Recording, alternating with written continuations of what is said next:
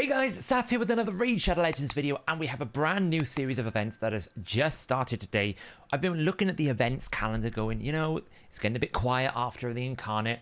We're used to this feeling of Titan events, but it seems to be that they've kind of like laid off the Titan events recently, and we haven't really had them ever since, I think, about February or March time. So maybe they just feel like Titan events are too much for what the player base really wants. We'll have to see. But what we do have right now is the Midsummer Festival.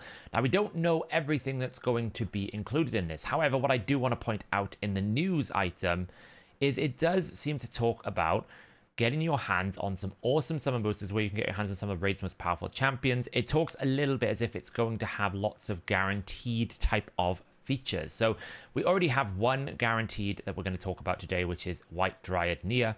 I'll talk about whether or not you should get White Dryad Nia, whether you have a use for her. But the biggest thing as well is we've got a Path of Light event going on, which means you can get your hands on an Incarnate Soul. Now, I know a lot of people probably didn't go for the Incarnate Fusion, so we are going to have a look at, if you didn't go for it, is it still worth it to go get the Eternal Soul Stone or maybe a Legendary book, or do you just ignore this path altogether? I think we're going to see some quite premium style events as well, where you're going to get things like Mythical Chaos or a lot of Chaos Dust, probably some Primal Shards over the next 2 weeks, because we've got to cover the gap between the Fusion and the next Fusion. They always throw in lots of different tournaments and events. I think there's a Dragon Turn Attack that's going to start in about 5 minutes, and the Fire Night Epic is going to end in about 5 minutes. I don't really know if we're going to have more of these Epic only tournaments or if it was just a one-off. We'll have to see how it goes. So let's talk about the Path of Light then. This is going to be a new Hero's Path. You can get an Incarnate Soul, and I think the other rewards here is a Mythical Tome, an Eternal Soul Stone, or Legendary books. I feel like that's what you're kind of looking at if you want to do this event. There is some other things like a bit of Chaos Powder if you really want to, but they're quite small. It's really the big ticket items we're looking at here. You're going to be summoning champions and upgrading champions. So effectively, it's a summon rush and a champion training event. Now, normally it means the summon rush is more preferable, but champion training is also a reasonably good way to do it. You don't have to use shards if you don't want to. It's not like Dungeon Divers where normally you absolutely have to use the shards. You can offset it, you can do it different ways, but that is the way to do it. Now, interestingly, what they haven't done is chained the souls. You can pick whether you want to stick to a 3-star, a 4-star, or a 5-star, because effectively none of the keys are tied behind the other souls. So that is quite good. It means that you can pick how much you really want to, I suppose, whale for this event. Do you want to go all the way down and get the 5-star soul? And if so, you need to go all the way down to get one of these 2 keys. Or do you want to just get the 2 keys in the middle here and stop at the 4-star soul, if that is what you want to do? Obviously, there is also the Legendary and the Eternal Soul Stone. So it doesn't really matter which side you start on. I would probably say that the right-hand side is a little bit better because 500 Mortal Soul coins is more valuable than 100,000 silver. But it is the same price, so it doesn't really matter. So it's going to cost you the same amount of coins. So you would start here. In the middle bit here, then, I guess it's just like, pick the worst version of these. I guess most people will say the core hammers are a little bit better. And then here, do you want Essence or do you want the Stone? Essence is probably a little bit better because it's harder to acquire. Really, at this point then, is the main choice that you're going to take. And I would suggest you're choosing between the types of powder and whether you want the gems or not. Now, 100 gems, if you were to exchange it, is what, 100, 200, so it's probably about the same equivalent value as 300 energy, but obviously gems can be used for other things other than energy. So I would suggest maybe the right-hand side if you want the powder, the left-hand side if you want the coins. That's where I would look at it. But again, it's the same price. It's merely a choice. Now, the cool thing that you want to do here is actually not buy these other 2 rewards. You only want to buy the coins, because actually it's so much more cheaper to be able to get the Legendary book or the Eternal Soul Stone or even the event keys by just going key and key. Even if you have 1 key left over, it doesn't matter, right? If you're going for the 5-star Incarnate Soul here, it's much cheaper just to buy the 2 event keys. I know that Eternal Essence is very valuable, and if you're a Kraken, you can absolutely go for it. Or if you really value these things, you can push an extra 6,000. But for the average player, I would say you just go event key, Legendary book, event key if you want the soul, or you can go event key, 4-star soul, or event key, and get a Legendary book and finish there. That's kind of your choices there. So definitely go event key, because this will unlock both parts. And then you need 3. So we're going to need 1, 2, and then one of these 2 here. And again, it doesn't really matter which side you go. It just depends if you want to get another 20,000 points from Mythical Tome or another 30,000 points for Eternal Soulstone. That's your choice that you're going to make. So there's two main choices. Do you want powder or do you want the coins? I would say that's the choice here. And then down here you've got, do you want to go for the Eternal Soulstone or do you want to go for the Mythical Tome? The pricing is the same whichever way you go. Now, as always, what I do whenever we look at a hero path is I break it down into the numbers that you really care about. How much energy and how many shards is it going to take me to get the reward that you really want on this path? So the process I do this is I normally map out all the different paths you can take, and then we have like things that I would consider bonus purchases that you don't have to buy, but they're available to you. And then things that are like capstone rewards, the goal that you're trying to achieve, which is like, you know, the Eternal Soulstone, the Incarnate Soul, and also things like, I think I've also got the Mythical Tome down here as well. So the whole event costs about 196,000. It's on the cheaper side. And what I then do is I take and I figure out the paths that I think players will want to take. So I could see quite obvious that there'll be some players that want to get the full 5-star soul. Some might be happy with the 4-star, some happy with the 3-star. But then there's a lot of you probably watching this video going, well, you know, it's an Incarnate Soul path. Why should I even bother? I didn't go for the Incarnate Champion. Well, there's still some good rewards here in terms of, you know, legendary books and Eternal Soulstone. These tend to be not too bad if they're around about the 20 to 25,000 mark. They're not too bad compared to sort of a typical champion training event. And you also get more premium rewards along the way compared to a typical champion training event most of the time.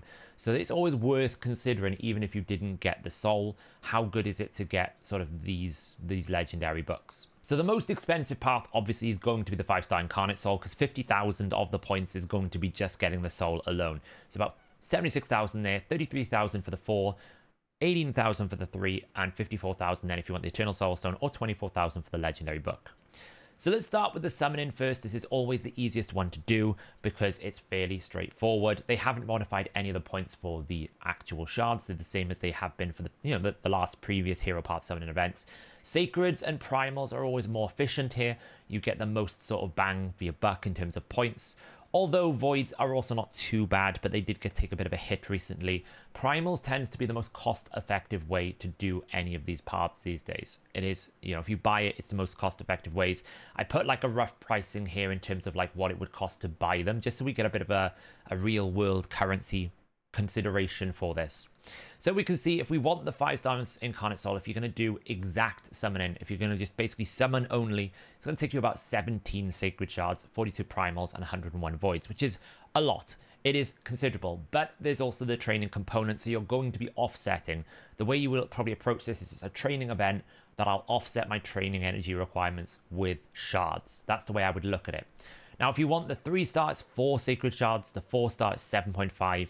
And if you want the legendary book, it's about 5 Sacred Shards. If we think about a summon rush, that's better than a normal summon rush in terms of trying to get legendary books. Normally you'd need about 6 or 7 Sacred Shards before you hit the sort of Kraken line of the summon rush. So it's a little bit better for a summon rush in terms of just like trying to get a legendary book if that's what you want to do. How does this translate in terms of real world money? Well, basically, like I said, primals are the cheapest way to do it. So if you buy the primals, it's about 211. If you're buying them at about $5 a piece, which is the average price they'd put them at, it's about 337 if you were buying sacreds, or 253 if you were buying voids for the 5-star soul.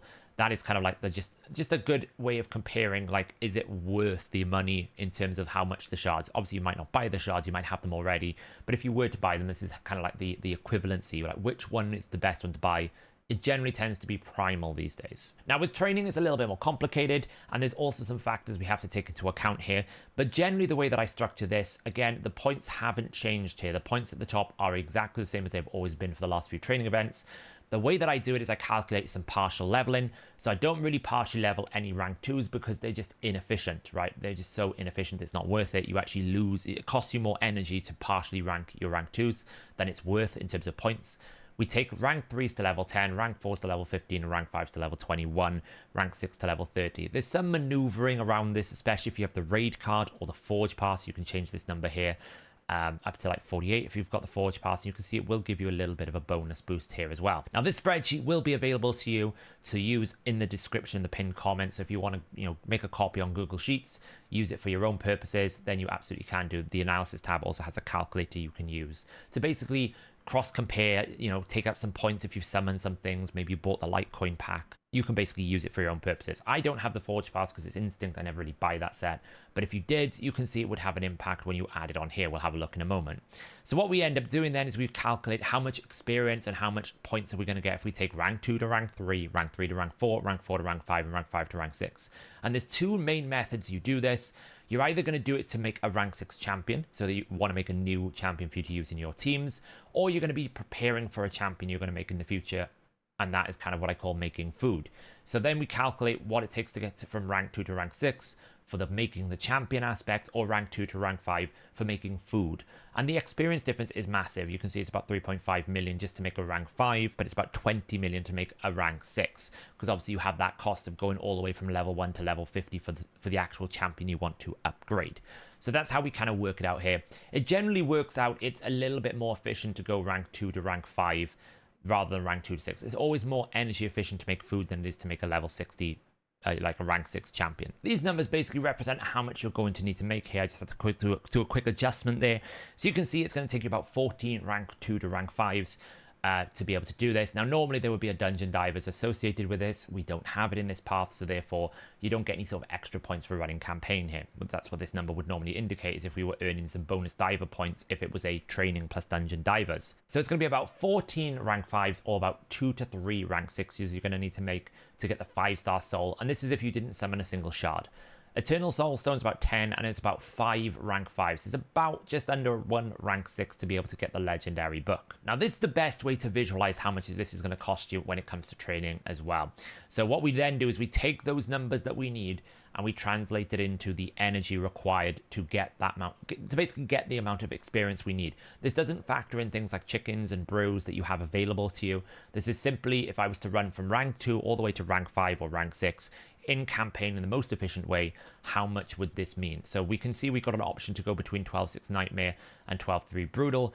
Nightmare is cheaper, but you will consume your mystery shards. So if you've only got a couple of 100 mystery shards, you don't want to do Nightmare because you will run out of champions that you can summon to create, right? You need to feed your training requirements through mystery shards. So we always look at this as like a 12.3 because most people will go 12.3 for the silver gain.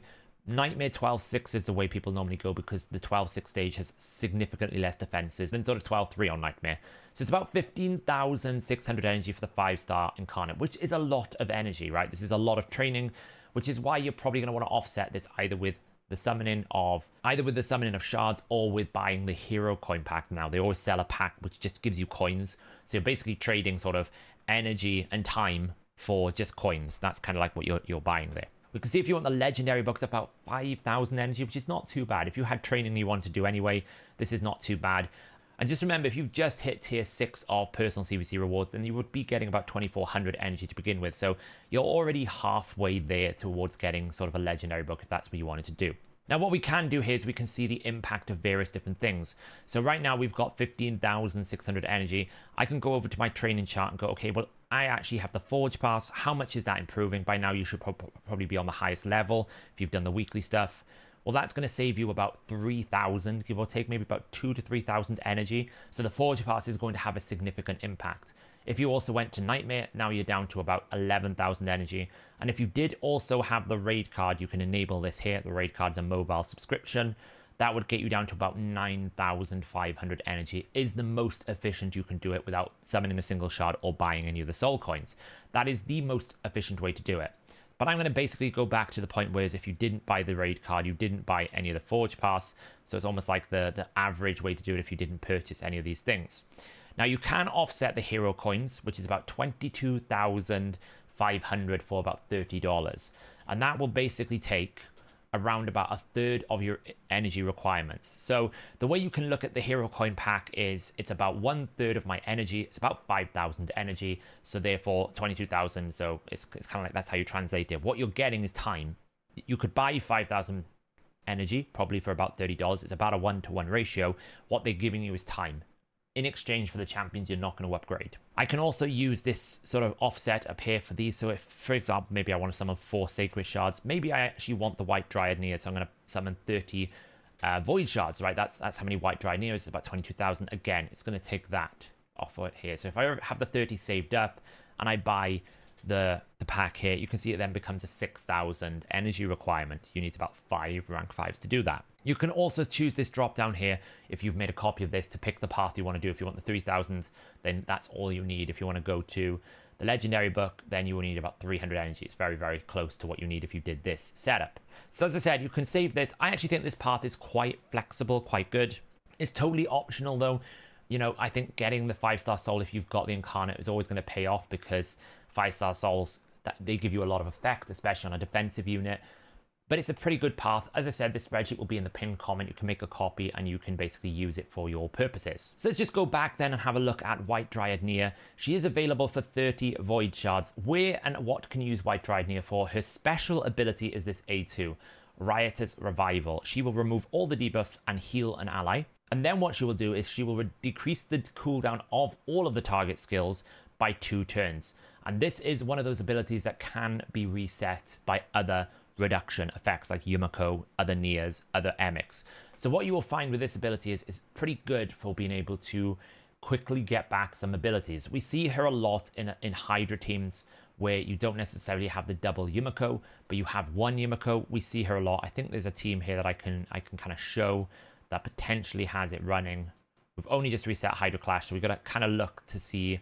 There we go. See, it's being used here to basically reset the trend. Okay, this team is not very good because it's only a hard. I say not very good. It's still 144 million on hard here, but it's not what you would normally used to see with a big trender key that we would normally get used to these days. But often you will see White Dryad Nias used in this similar pattern, right? Kaimar can't be reset, but the Nias can reset themselves, or they can reset the trender. So you do see like these teams being making an appearance. I would imagine this clan here is trying to not score as many points because he's keeping his points really, really low. He's probably done one trender A2 and pieced out.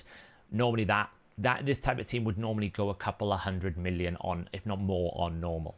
So that's one usage you can. I'm actually using White Dryad Nia right now in my Sand Devil team, now that we've had the new changes. The way that her AI will work is if there is no one to cleanse and there is no one that's missing any health, then she will always prioritize on auto the team leader.